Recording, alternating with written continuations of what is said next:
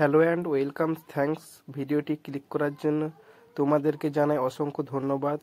হ্যাঁ, আবারও রাজ্য কর্মীদের বেতন বাড়তে চলেছে। কী কারণে বেতন বাড়তে চলেছে এবং কত টাকা বেতন বাড়তে চলেছে জানতে হলে আমার পুরো ভিডিওটি দেখুন। এখানে বলেছেন রাজ্য সরকার কর্মী, শিক্ষক ও শিক্ষক কর্ম ও চুক্তিভিত্তিক কর্মীদের দ্বিগুণ বেতন বৃদ্ধির বিজ্ঞপ্তি। কাদের কত টাকা বেতন বাড়ছে তালিকায় দেখে না নিন। বহু আন্দোলনের পরে অবশেষে রাজ্য সরকার কর্মীদের ও স্কুল শিক্ষক, মিড ডে মিল কর্মীদের চুক্তিভিত্তিক বেতনের বৃদ্ধি খবর। চলিত বছরে ন্যায় বিধানসভা নির্বাচনে আগেই সরকারি কর্মীদের বেতন বাড়ানোর খবর প্রকাশ করলেন মুখ্যমন্ত্রী। এই ঘোষণা মিড ডে মিলের রাঁধুনি থেকে শুরু করে বিভিন্ন বিভাগে সরকারি কর্মীদের বেতন বাড়ালো। এবার কি তাহলে কেন্দ্রীয় সরকারের বেতন মিলবে রাজ্য কর্মীদের? কি ঘোষণা করলো তা জেনে নিন বিস্তারিত আমার এই ভিডিওতে।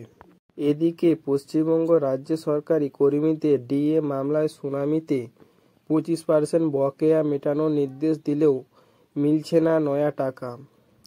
অন্যদিকে কেন্দ্রীয় হারে ডিএ বেতনের বৃদ্ধির ঘোষণা করেছেন একাধিক রাজ্য সরকার। যে রাজ্যে সরকারি কর্মীদের নিরস পরিশ্রমের কারণে পশ্চিমবঙ্গের বিভিন্ন ক্ষেত্রে 1 নম্বর, সেই রাজ্য সরকারি কর্মীরাই নাকি ডিএ বর্জন শিকার। তবে আজকে ডিএ মামলায় শুনানিতে হয়তো পশ্চিমবঙ্গের কর্মীদের জন্য আসতে পারে সুখবর। তবে বর্তমানে এই সুখবরটি আসল বিধানসভার আগে বিহারের কর্মীদের জন্য ঘোষণা করেছেন উত্তর রাজ্যের মুখ্যমন্ত্রী নীতিশ কুমার। তবে হতাশ হওয়ার কারণ নেই, পশ্চিমবঙ্গের জন্যও রয়েছে বড় আপডেট। প্রতিবেদনটি শেষ পর্যন্ত দেখুন, তাহলে আপনারা বুঝতে পারবেন কি বড় আপডেট আসতে চলেছে এই পশ্চিমবঙ্গের জন্য। আবারও হতে চলেছে বিহারের বিভিন্ন সরকারি কর্মীদের বেতনের বৃদ্ধি। আসন্ন বিধানসভা নির্বাচনের আগেই সরকারি কর্মীদের বেতনের বৃদ্ধির খবর প্রকাশ করলেন মুখ্যমন্ত্রী নীতিশ কুমার। বিভিন্ন দপ্তরে কর্মীদের বিভিন্ন রকম বেতন বৃদ্ধি হয়েছে। কারো বেতন দ্বিগুণ হয়েছে, আরও কারো 8,000 টাকা বেতন বেড়েছে এবং প্রতি বছর অতিরিক্ত বেতন বৃদ্ধির ঘোষণাও করা হয়েছে। এবার জেনে নিন কোন দপ্তরে কর্মীদের জন্য এই অর্ডার এবং কত টাকা বেতনের বৃদ্ধি করেছেন। এবারে জেনে নিন কোন কোন কর্মীদের বেতন বৃদ্ধি হতে চলেছে।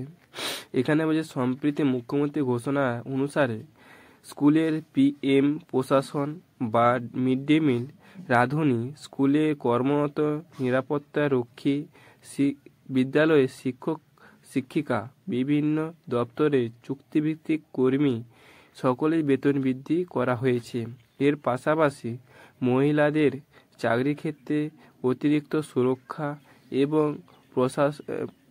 প্রবীণ ভাতা বৃদ্ধির মতো ঘোষণা করেছেন মুখ্যমন্ত্রী নীতিশ কুমার।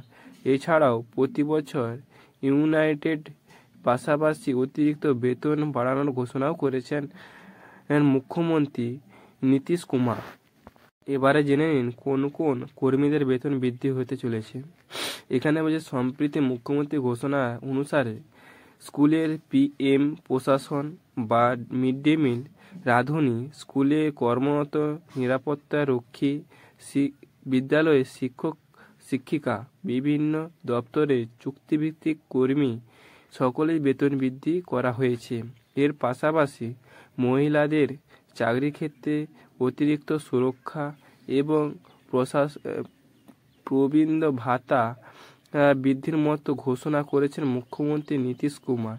এছাড়াও প্রতি বছর ইউনাইটেড পাশাপাশি অতিরিক্ত বেতন বাড়ানোর ঘোষণাও করেছেন মুখ্যমন্ত্রী নীতিশ কুমার।